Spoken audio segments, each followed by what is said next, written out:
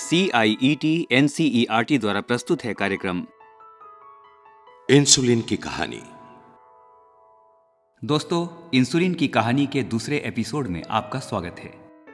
पहले एपिसोड में हमने सुना था कि किस प्रकार डॉक्टर फ्रेडरिक ग्रांट बेंटिंग और बेस्ट की जोड़ी ने कुत्तों पर प्रयोग करके इंसुलिन की खोज में आंशिक सफलता प्राप्त की थी। आइए अब सुनते हैं आगे की कहानी।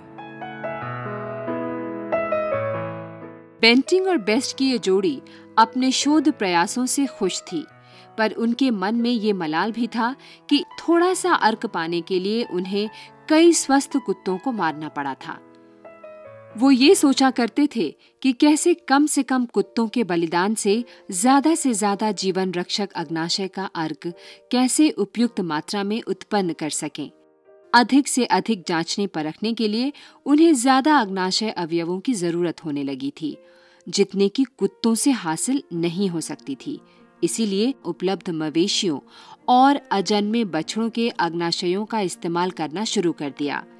इस नए स्रोत से वो डायबिटीज रोग वाले कुत्तों को जिंदा रखने के लिए ज्यादा द्रव्य बना पा रहे थे। संयोग से परिणाम भी अच्छे आ रहे थे, पर वो एक जैसे नहीं थे।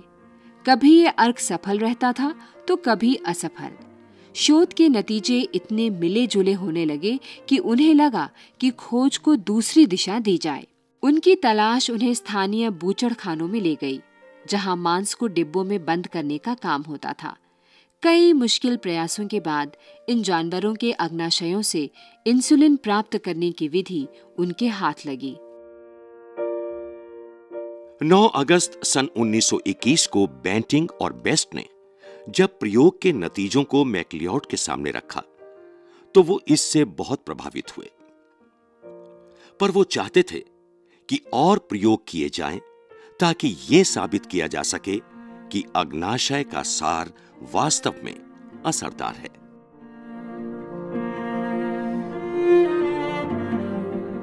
प्रोफेसर मैकलियोड, मुझे पता ही नहीं चल रहा कि कहां से शुरू करें। डॉक्टर बेंटिंग, आप अपना प्रयास जारी रखिए और आगे बढ़िए। जी सर।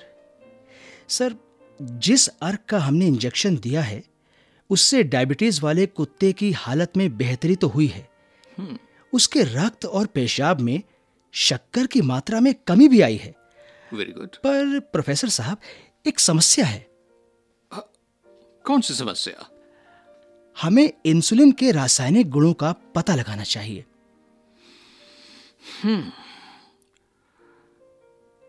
डॉक्टर बेंटिंग, पतझड़ का मौसम आते आते हमारे शोध दल में एक तीसरा सदस्य भी शामिल होने वाला है। अच्छा, वो कौन है सर? James Bertram कोलिप। वो टोरंटो से हैं। वो हमारे विश्वविद्यालय में सैबैटिकल के तौर पर आ रहे हैं। अच्छा। वो एक निपुण रसायन शास्त्री हैं। उनके पास जीव रसायन विज्ञान में PhD की डिग्री के साथ तंतुओं से सार निकालने का अच्छा खासा अनुभव भी है। अरे वाह, ये तो बहुत अच्छी बात है सर। सर, क्या वो अपना शोध भी हमारी प्रयोगशाला में ही करेंगे? कोलिप मेरे साथ मेरी प्रयोगशाला में काम करेंगे। जी सर। उनका शोध कार्य होगा रक्त और पेशाब में शक्कर की मात्रा कैसे बढ़ती है और उससे अम्ल क्षार के संतुलन में कैसे बदलाव आता है, इस बारे में। जी सर। और ये जहां कुत्ते रखे गए हैं, इससे कई ब्लॉक दूर पैथोलॉजी की इमारत में वो अपनी अलग प्रयोगशाला बनाएंगे। जी। अब सर, हमारी शोध की प्रगति का क्या होगा? मुझे उम्मीद है डॉक्टर बेंटिंग कि आप दोनों कुछ बड़ा और महत्वपूर्ण कर सकते हैं। जरूर। अब तक आपने जो किया है उससे भी अधिक महत्वपूर्ण। बिल्कुल सर। मैं आपके लिए और धनराशि का इंतजाम करूंगा।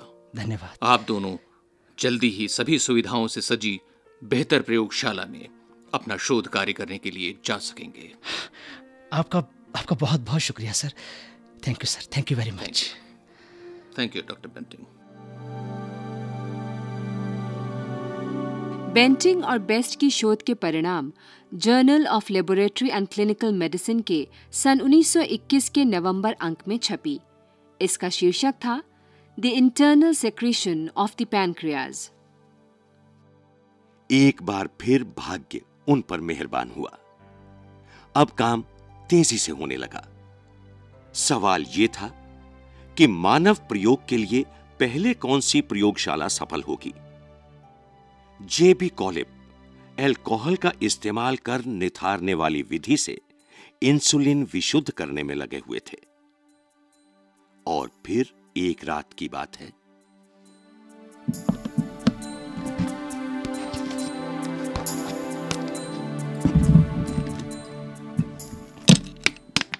मैंने कर दिखाया। कॉलिब, शाबाश। Thank you. मुबारक हो। ये जरूर एक यादगार लम्हा होगा। हाँ दोस्त बेंटिंग, ये एक जादुई क्षण था। लेकिन आखिर तुमने ये किया कैसे? हमें भी तो बताओ वो तरीका। मेरा मतलब विशुद्धिकरण के चरण। मुझे नहीं लगता कि मैं ये सब आपको बता सकता हूँ। क्या? क्योंकि मैक्लियोड ने खासकर इस बात का किसी से भी जिक्र करने से मना किया है। ओह। अब मैं आगे इंजेक्शन की सही खुराक का पता लगाने का प्रयास करूंगा। हाँ, जरूर। आप सफल हो। भगवान आपकी मदद करे। जी शुक्रिया।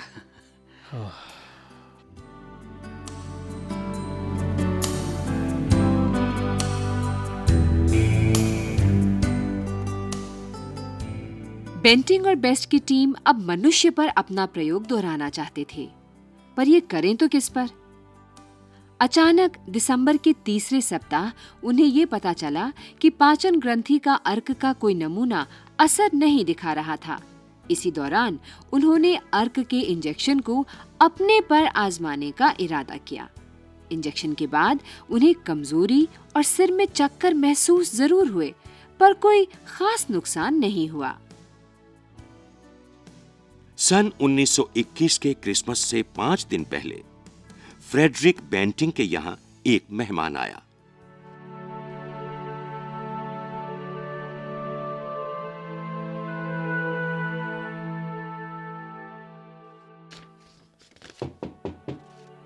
अंदर आ जाइए।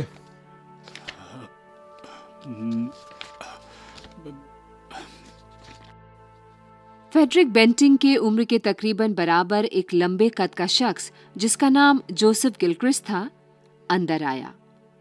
कमजोर और दुबला वो शख्स टेबल की दूसरी तरफ रखी कुर्सी पर जाकर बैठ गया।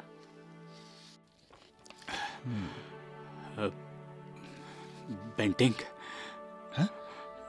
अरे तुम जोसेफ, कितने कमजोर हो गए हो। अरे तुम्हें हो क्या गया है जोसेफ? पिछली बार जब हम मिले थे तब के बजाय तुम्हारा वजन कितना घट गया है। बेंटिंग, हाँ?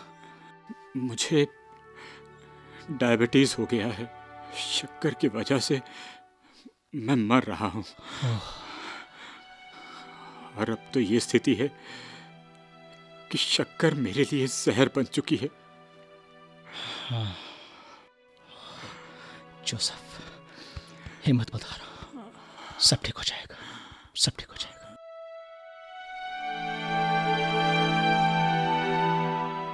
डॉक्टर बेंटिंग के लिए ये कबूल करना मुश्किल हो रहा था कि डॉक्टर गिलक्रिस्ट को मधुमेह है। दोनों 5 वर्ष पहले फौज में कैप्टन थे और दोनों ने एक ही तरह से एक ही वर्ष डॉक्टरी की पढ़ाई पूरी की और एक ही पेशे को चुना। वो स्कूल के दिनों से बहुत अच्छे मित्र थे। एक साथ ही स्कूल की रेस में दौड़े थे। खुशी के कई घंटे गुजारे थे। साइकिल मुकाबले में एक दूसरे को मात दी थी। उन्होंने जिंदगी के 25 वर्ष जी भर कर जिए थे।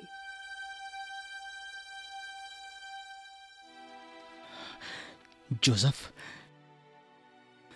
हौसला रखो, हम डायबिटीज का इलाज जरूर ढूंढ निकालेंगे। बेंटिंग, इससे पहले कि मैं इस बीमारी की वजह से दुनिया छोड़ दूं, क्या तुम्हें लगता है कि कुछ चमत्कार होने वाला है? जोसेफ, चमत्कार भी होते हैं। याद है तुम्हें, मैंने डॉक्टर की राय मानने से इनकार कर दिया था जब उन्होंने मेरे हाथ काटने की बात कही थी, और देखो मैं बच गया। बेंटिंग, तुम्हारे बचने की कम ही सही, लेकिन उम्मीद थी। हाँ। पर मेरे बचने की कोई उम्मीद ही नहीं है। क्या तुम्हें ऐसा लगता है? नहीं नहीं जोसेफ, नहीं, यहां पर तुम गलत हो। देखना, मैं इलाज का जरूर पता लगाऊंगा, जरूर लगाऊंगा। बस ईश्वर मेरी मदद करे। क्यों बचकाना बातें कर रहे हो? नहीं इस बीमारी का कोई इलाज नहीं है। नहीं जोसेफ, नहीं, बुज़दिलों वाली बातें मत करो। तुम बिल्कुल ठीक हो जाओगे, बिल्कुल ठीक हो जाओगे। हाँ।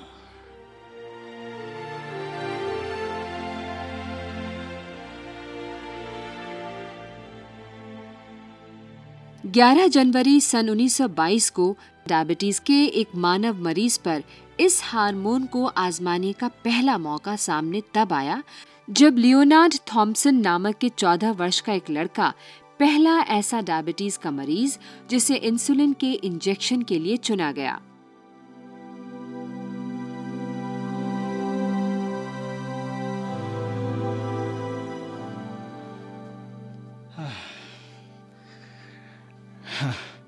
Doctor Jeffrey. Yes. Ward H का वो लड़का जो यूनिवर्सिटी के प्रशिक्षण अस्पताल में दाखिल है, उसका क्या हुआ? आपका मतलब है लियोनार्ड थॉम्सन? हाँ, वही। उसकी हालत तो बहुत गंभीर है। हाँ? वो अर्धमूर्छित अवस्था में है। वो रोग के आखिरी दौर में है।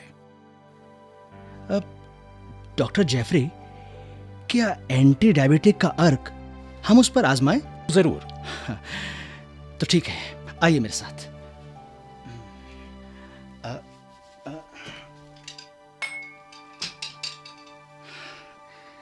ये लीजिए, ये रहा इंजेक्शन। इसमें अर्क का 15 मिलीलीटर है। ठीक है, तो चलिए मरीज के पास चलते हैं। ठीक है, आइए। डॉक्टर जेफरी ने मटमैले रंग के डायबिटीज के विरुद्ध काम करने वाले अर्क का इंजेक्शन उसके कूल्हे में लगा दिया। 12 रोज बाद 23 जनवरी को लियोनार्डो को पाचन ग्रंथि के अर्क का दूसरा इंजेक्शन दिया गया।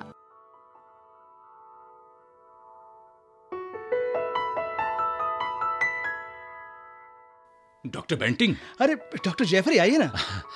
डॉक्टर बेंटिंग, इंजेक्शन ने तो काम कर दिया। लियोनार्डो पहले से बहुत चंगा है। अरे वाह। उसकी भूख लौट आई है।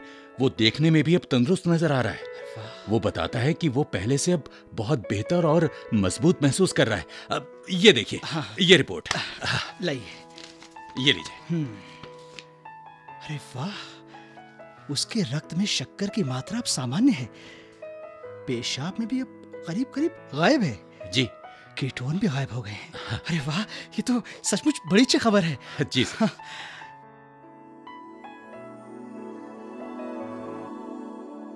एक मधुमेह के रोगी बच्चे के पहली बार स्वस्थ होने के इस ऐतिहासिक प्रकरण के 1 महीने बाद अगला सवाल ये था कि हार्मोन के इंजेक्शन के इस प्रयोग के लिए दूसरा मानव कौन होगा। 11 फरवरी सन 1922 को डॉक्टर बेंटिंग ने निश्चय किया कि वो अपने मित्र जोसेफ पर ये प्रयोग करेंगे। बिना इलाज के जोसेफ वैसे भी मौत की ओर बढ़ रहे थे। अगर हार्मोन इंसुलिन काम कर गया तो वो बच भी जाएंगे और जी भी पाएंगे। उन्होंने जोसेफ के लिए संदेश भेजा। उसमें बता दिया था कि उनके दिमाग में क्या था।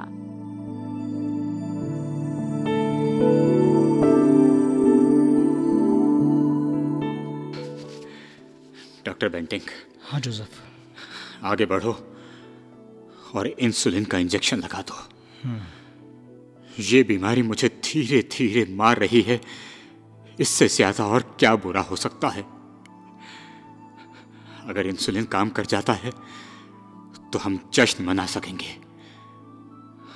और अगर नहीं तो भी मेरी और ज्यादा क्या दुर्गति हो सकती है। जोसेफ, मैं उम्मीद करता हूं कि इंसुलिन शरीर में जाकर अपना काम जरूर करेगा। मेरे दोस्त, तुम्हारी इसी उम्मीद में मेरी जिंदगी के बचने की उम्मीद है। और ये उम्मीद जरूर कामयाब होगी। लगा दो इंजेक्शन। बस हो गया।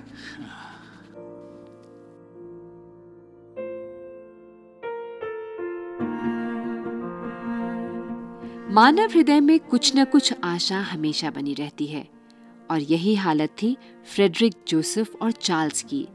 फ्रेडरिक की सारी उम्मीद इंसुलिन पर टिकी थी। कोई वजह नहीं थी कि इसका कोई असर नहीं होगा। इसके बावजूद 2 घंटों तक जोसेफ की हालत में तब्दीली नहीं हुई। उनका चेहरा फीका पड़ रहा था, उनकी सांसें रुक रही थी। फ्रेडरिक को सूझ नहीं रहा था कि वो क्या करें और इसलिए वो विचलित थे। बेंटिंग। हाँ जोसेफ। तुमने कोशिश की मेरे दोस्त, तुमने कोशिश की।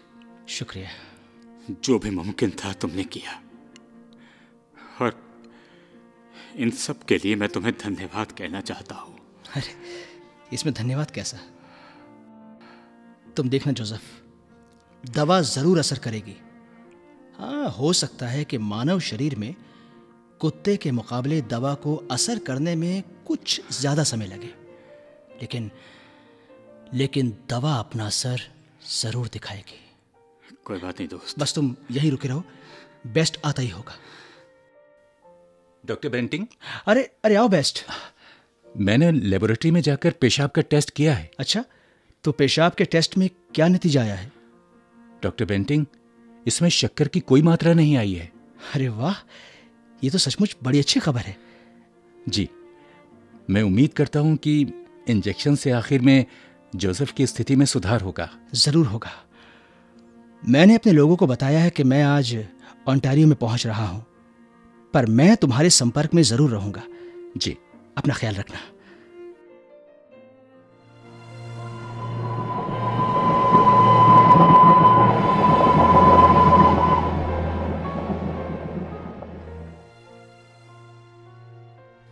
डॉक्टर बेंटिंग रेलगाड़ी पर रवाना हो गए और उनका ध्यान अभी भी चिंता मुक्त नहीं था।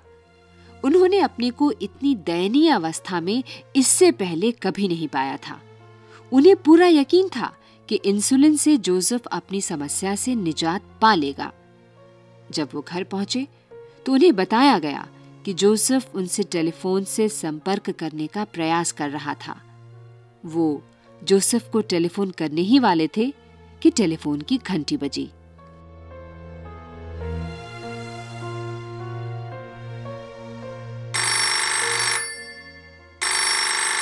हेलो। Hello Banting. हाँ, मैं डॉक्टर बेंटिंग बोल रहा हूँ। बेंटिंग, मैं जोसेफ। अरे जोसेफ, कैसे हो तुम? बेंटिंग, जैसे ही तुम अस्पताल से बाहर निकले मेरी सांसें सहज हो गई। क्या? मेरी थकान गायब हो गई, मेरा दिमाग शांत हो गया। सच जोसेफ? और जानते हो बेंटिंग, हाँ? मेरी भूख वापस लौट आई। Thank God. एक लंबे अरसे के बाद मैंने भर पेट खाना खाया। मैं तो जैसे एक तरह से खाने का स्वाद बिल्कुल भूल सा गया था। ओ जोसेफ, मैं सचमुच बहुत खुश हूँ, बहुत खुश हूँ। ईश्वर का लाख लाख शुक्र है, मेरे सिर से बोझ उतर गया जोसेफ। बेंटिंग, तुमने मुझे जीवन का अमृत दिया है। बहुत बहुत शुक्रिया बेंटिंग। अरे नहीं, दोस्ती में शुक्रिया कैसा? जोसेफ, याद रखो, ये स्थायी निदान नहीं है। तुम्हें हर रोज इंसुलिन का एक टीका लगवाना पड़ेगा। अगर तुम ऐसा करोगे ना तो तुम और भी लंबी उम्र जी पाओगे। हाँ बेंटिंग, मैं तुम्हारा शुक्रगुजार रहूंगा। अरे नहीं, मुझे समझ नहीं आ रहा है कि मैं तुम्हारा शुक्रिया कैसे अदा करूं। नहीं जोसेफ, नहीं। कैसे करूं? अरे नहीं, इसकी कोई जरूरत नहीं है। मैं तुमसे जल्दी मिलूंगा, ठीक है? हाँ। अच्छा। मैं भी बेचैन हूं तुमसे मिलने के लिए। हाँ, जरूर मिलूंगा।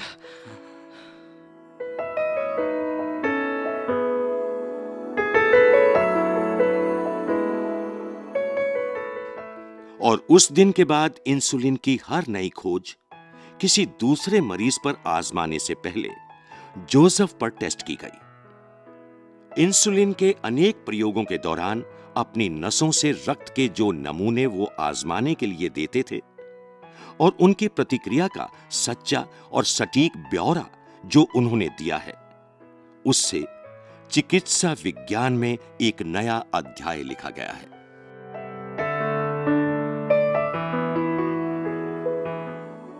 20 दिसंबर सन 1922 को प्रोफेसर मैक्लियोड ने शोध कार्य के परिणामों को प्रस्तुत करने के लिए बेंटिंग को येल यूनिवर्सिटी में आयोजित अमेरिकन फिजियोलॉजिकल सोसाइटी कॉन्फ्रेंस भेजा। उनके व्याख्यान का शीर्षक था the beneficial influences of certain pancreatic extract. 18 महीने से भी कम समय के इन 4 शोधकर्ताओं के संयुक्त प्रयास ने विश्व को मधुमेह का कारगर इलाज दिया। ये और बात है कि वो अपने काम के दौरान एक दूसरे से लड़ते रहते थे और 26 अक्टूबर सन 1923 को नोबेल कमेटी ने फ्रेडरिक जी बेंटिंग और जॉन जे मैक्लियोड को उनके इंसुलिन के आविष्कार के लिए चिकित्सा विज्ञान का नोबेल पुरस्कार देने का निर्णय लिया। बेंटिंग न तो व्यक्तिगत तौर पर और न ही पेशे से इसके लिए तैयार थे, पर यह खबर मिली जुली खुशी ले आई। इससे उनकी ईमानदारी को आघात पहुंचा, क्योंकि उन्होंने महसूस किया ये पुरस्कार उनके और उनके सहयोगी चार्ल्स बेस्ट में बंटना चाहिए था, न कि उनके और मैक्लियोड के बीच। अब जब वो अपने मकसद में कामयाब हो चुके थे, बेस्ट को भुला दिया गया था।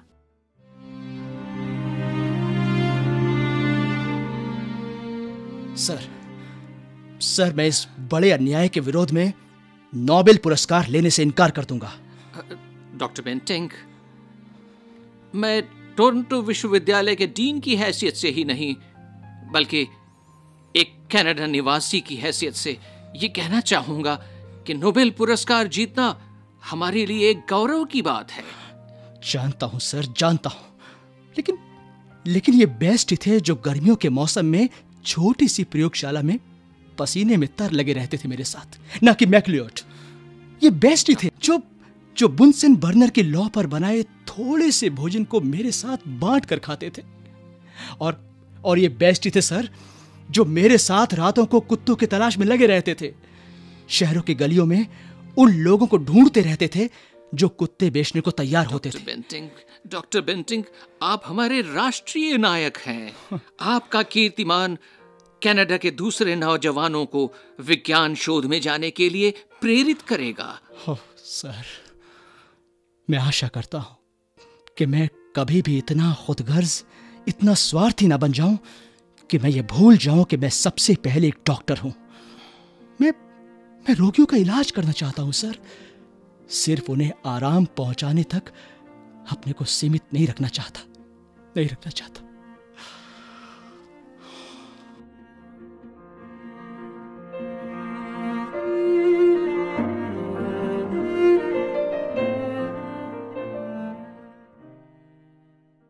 बेंटिंग पर उनकी देशभक्ति और अपने कर्तव्य के प्रति श्रद्धा उन पर हावी रही। बेस्ट को उनका हक मिले, इसलिए बेंटिंग ने तुरंत बॉस्टन स्थित हार्वर्ड यूनिवर्सिटी मेडिकल स्कूल में टेलीग्राम का संदेश भिजवाया। उस टेलीग्राम में बेंटिंग ने ये लिखा था, I ascribe to Best equal share in the discovery. Hurt that he is not so acknowledged by Nobel trustees. Banting की घोषणा के बाद प्रोफेसर जे मैक्लियोड ने भी अपने पुरस्कार की $40,000 की धनराशि डॉक्टर जेवी कॉलिप के साथ आधी आधी बांट ली। कुल मिलाकर सन 1923 एक अत्यंत रोमांचकारी वर्ष था।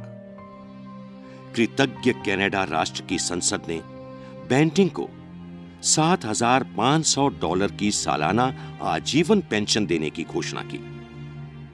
उन्हें टोरंटो विश्वविद्यालय में चिकित्सा शोध के लिए अध्यक्ष नियुक्त कर दिया गया। इस पद को नाम दिया गया Banting and Best chair of medical research. सन 1934 में ब्रिटिश साम्राज्य ने बेंटिंग को सर की उपाधि से सम्मानित किया।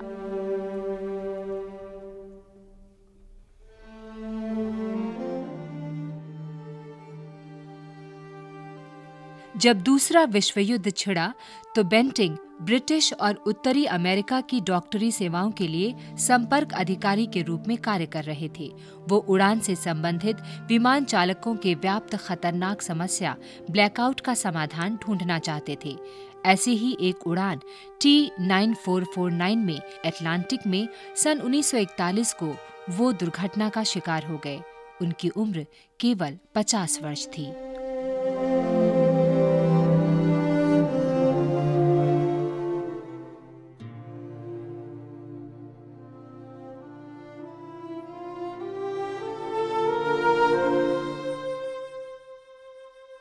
साथियों, मानवता इंसुलिन के इस अमूल्य योगदान हेतु उनका सदा आभारी रहेगी। 18 महीने के शोध से इंसुलिन का इजाद हुआ और ये ऐसी खोज थी कि जिसने मधुमेह की दुनिया ही बदल कर रख दी। आधुनिक चिकित्सा में ये एक अति महत्वपूर्ण उपलब्धि है और इसका चिकित्सा इतिहास में अनोखा स्थान है। इसने लाखों लोगों को जीवन दान देकर एक कर्मशील और सामान्य जीवन प्रदान किया है।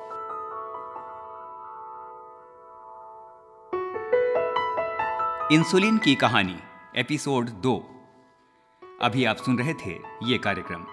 शोध आलेख तथा विषय संयोजन डॉक्टर जितेंद्र सिंह, कलाकार अश्विनी वालिया, राजश्री त्रिवेदी, परवेज गौहर, प्रवीण शर्मा और सुनील लोहिया। ध्वनियांकन बटी लैंगडिंगडो, निर्माण सहायक विमलेश चौधरी, ध्वनि संपादन तथा निर्माण अजीत होरो तथा प्रस्तुति CIET NCERT।